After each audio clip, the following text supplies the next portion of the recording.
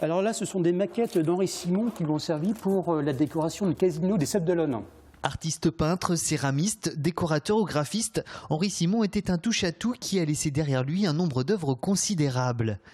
On conserve aussi bien des documents ou des œuvres qui concernent le Marais de Mons, sa période algérienne, que son passage aux Sables d'Olonne. Donc on a pas mal de documents qui soient aussi bien des dessins, des peintures, ainsi que quelques petites assiettes souvenirs des Sablaises. Si le musée possède une trentaine d'œuvres, plus de 5000 ont déjà été inventoriées.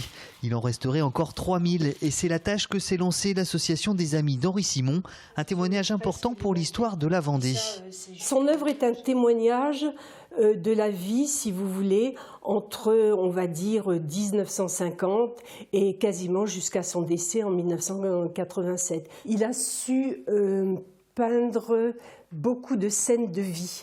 Il était très proche de la Vendée, très proche, on va dire, du milieu maraîchal, mais aussi très proche du milieu maritime. Françoise Pierrot a passé son enfance aux Sables d'Olonne où elle a bien connu l'artiste et aujourd'hui elle est référente de l'association des amis d'Henri Simon et avec ses membres elle travaille à la sauvegarde de ses œuvres. La tâche n'est pas simple car beaucoup ont quitté le département. Il a tout de suite, en peu de temps, il a croqué vraiment la grand-mère.